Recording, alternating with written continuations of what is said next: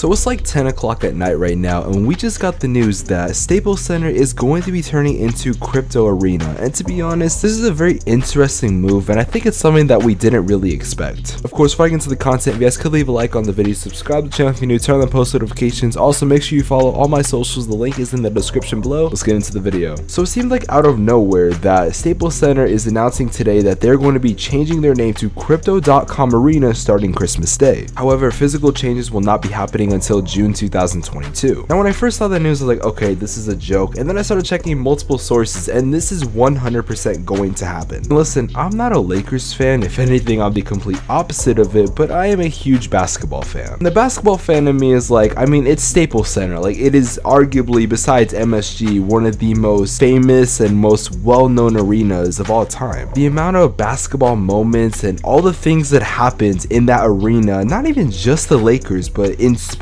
in general, is insane. Like, this arena is a huge part of basketball and the Los Angeles area itself. So to go ahead and change it is honestly crazy to me. However, I think we all need to look at this as a business standpoint, because at the business standpoint, this has to be one of the most revolutionary, one of the most amazing moves of all time. Now, obviously, if you're a Lakers fan, you know, you might hate me for saying that, but when I tell you about this, when I get into everything, you're gonna be honestly surprised that this is the start of something new, not even just like the sports world, but in general. Now, for you guys to understand like how important this is and how crazy this is, I think we need to go back a little bit and look at Staples Center right when it just started. Now, let's say I worked at a home job, right, that wasn't YouTube, that required me to have stuff like pens and paper and all that type of stuff. I would go to Staples. You know, they had the best prices, and that's what they were known for, not even just the early 2000s, but even around that 2010s time. I mean, it's kind of like the situation with Blockbuster. Like, they were the real big thing, and then all of a sudden they just turned into nothing. And if I'm being honest, when I think Staples Center, I don't even think about the Staples store. Like, I'm not even gonna lie. But regardless, Staples is a dying business now. Like I said, you can go to Amazon or literally any other website that delivers that type of stuff. And even if you don't want to order online, you don't mess with Amazon, you can still go in store and buy stuff for just better prices that are not at Staples. And you have to think like the people that own the Lakers that are involved in the whole situation, obviously they don't want to be tied to Staples because it's not a good business anymore. And I want you guys to keep in mind that the rights for Staples Center was bought for $100 million,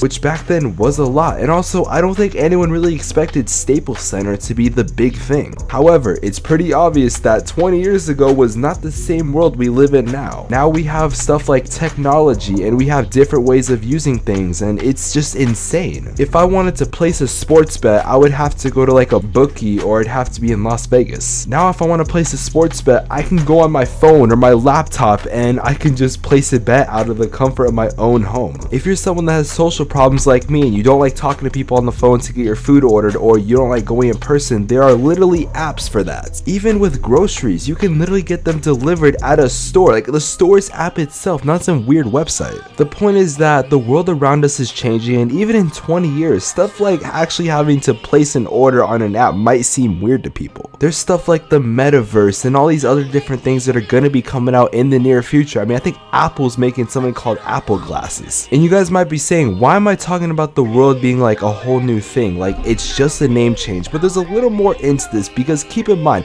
the name is Crypto.com Arena. Now, I would like to think that you've at least heard of some form of crypto, or at least a little bit of it, like whether it's Dogecoin or Bitcoin, or you've heard of NFTs because maybe your favorite influencer promoted it, or maybe you've heard of guys like Gary Vee and Des Bryant, who's been really big in that space lately. I would like to think that you know at least a little bit about it. And I know what some of you guys are thinking, no, this was not a crypto deal, this was a straight cash deal for $700 million. That's 7 times what Staples had to pay back in 1999. And obviously you're a business and like you want to make the most amount of money you can. And to be honest, I think if Staples actually tried to like match that deal, there's no way they'd be able to. I mean, they're not even a publicly owned company anymore. Now, the chief executive from Crypto.com actually did release a statement basically saying that in a few years down the road, people will look at this day and they will think, okay, this is the moment that the cryptocurrencies kind of crossed the cosmos into mainstream. He also added that there may be some initial resistance to the idea of the name change. I think that's quite natural, but we are ready to work with the local community and prove to them that this is the change for the better and to help build a better future for LA and the fans. So like I've been saying, that financially and from a business standpoint, this is revolutionary. This is an amazing deal. And obviously the sentimental value of this, like you're changing changing the name to Staples Center.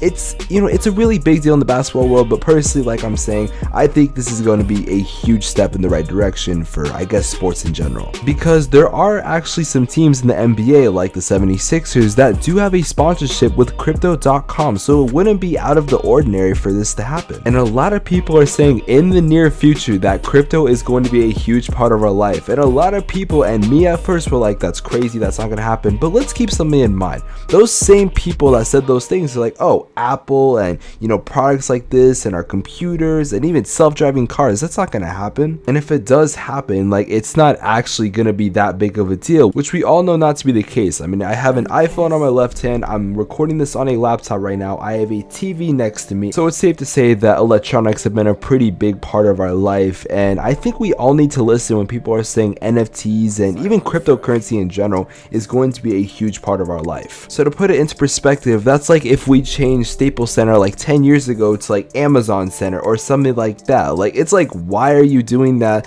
But then in 10 years, like, oh shoot, Amazon's like a really big part of our life. Now, when it comes to the way our life is changing and our world is changing, like stuff like even the metaverse, which is being brought up to happen really soon, we're all gonna have to adapt. And I don't think that in 5 years everyone's going to need crypto, but I would definitely believe that if you're someone that is investing in whatever you invest in, obviously I'm not giving y'all financial advice, even myself, I'm trying to learn about the space itself, I would definitely just look into it, or at least be someone that's like into it and kind of knows what they're talking about when it comes to crypto. Now, there is a rumor going on that like they're gonna create like a 3,300 square foot area. I can't find like the news article, but I read it earlier that they were basically gonna say that they're gonna have something called like the crypto spot or the activation spot, where basically it's gonna be a trading area, like literally right next to the arena, or maybe even in the arena, which again is revolutionary as hell. Like I've been repeating during this whole video, obviously I'm gonna miss the name Staples Center. I think we're all gonna miss the sentimental value that it held, but in the same way, our world is changing, and Crypto.com knows that, and that's why that they want to get involved with the NBA and arguably the biggest stadium slash arena of all time. I mean, who knows, in like 10 to 20 years we could have it where in order to get into a Lakers game or in that arena, you need to pay like in crypto or in Ethereum or something like that. So ladies and gentlemen, that is going to be it for the video. If you guys did enjoy this video, make sure you do leave a like on the video, subscribe to the channel if you're new, turn on the post notifications. I have been very inactive on my YouTube and I do apologize, but I am uploading 3 to 4 times every single day on TikTok, so if you want to see more content,